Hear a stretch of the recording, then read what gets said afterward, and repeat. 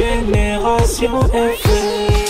Generation FM, the best radio. Génération FM. À l'image du pays du monde, actuellement là où on est là, il y a l'hypertension artérielle qu'on a dépistée en grand nombre parmi les détenus. Et il y a aussi des hypertensions artérielles qui étaient très mal contrôlées aussi, qui étaient sous des médicaments insuffisants, pour ne pas entrer dans le jargon de monothérapie, qu'on appelle l'inertie thérapeutique. Voilà. Il y a aussi des cas d'AVC qui sont passés inaperçus chez des détenus, qu'on a vus.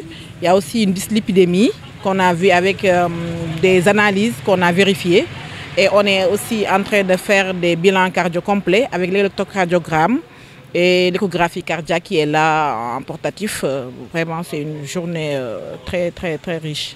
C'est des maladies qu'on trouve en proportion égale chez les hommes et chez les femmes. En fait, c'est en fonction de l'âge qu'il y a une disproportionnalité. Par exemple, chez la femme, c'est après la ménopause, alors que chez l'homme, on trouve la maladie à partir de 20 ans.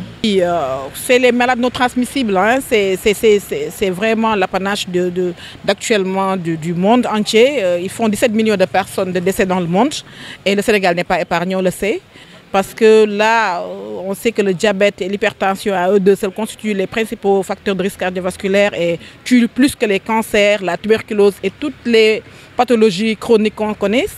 Donc là, on est vraiment dans le bain et on compte accompagner. D'après ce que j'ai vu dans les dossiers, dans les registres, quand même, ils sont assez bien pris en charge. Parce que c'est des détenus qui sont amenés chez des spécialistes. Il y en a qui ont des rendez-vous chez les neurologues, chez les cardiologues. Ils ont des bilans cardiovasculaires. Franchement, vraiment, c'est des détenus qui sont très bien suivis sur le plan médical. Maintenant, ce qui reste maintenant, c'est les médicaments essentiels. Moi, je vois qu'ils sont presque tous sous monothérapie, alors que c'est des tensions de grade 3 et des tensions malignes. Ça peut faire des dégâts quand même.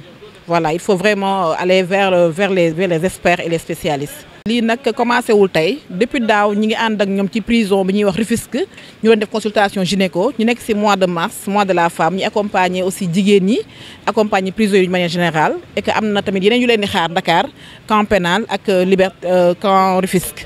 Maintenant fii li ñu fi jot a gis macha allah mooy maladie non transmissible maanaam feebaru dër kii si nga xam dañu wàlle.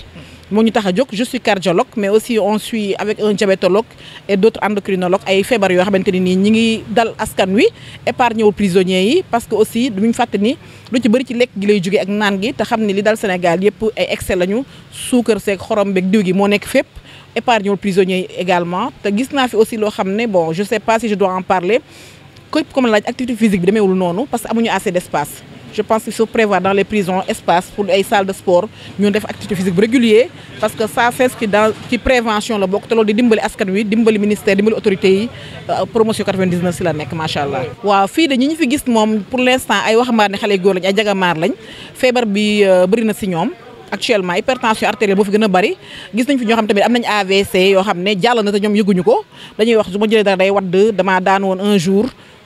Peut-être que jotuñu leen dépister ñu ngi leen bindal ay scanner am nañ ay rendez-vous neurologue ci hôpital mag bi après ñoom dinañ leen si yóbbu parce que bi ñu gisee seen registre yi macha allah ñoom suivi bu baax lañ am waaw ñoom am nañ suivi bu baax ba pare seen garab yi ñu ngi ko jël correctement xanaa rek li desandi ñu yokkaat ci dolli ci rek yokku ñeex macha allah et que jigéen ñi aussi eggaguñ si ñoom parce que dafa am beneen consultation juridique ñu leen jàppale pour seeni yelleef ñoom ci ñoom lañ nekk bu ñu paree dañuy weccee ñoom ñu dem si góor ñu dem ci jigéen ñi bu boobaa xëy na dañ leen wax li ñu jot a for foofu.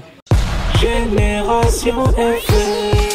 Generation FM, the best radio. Génération FM.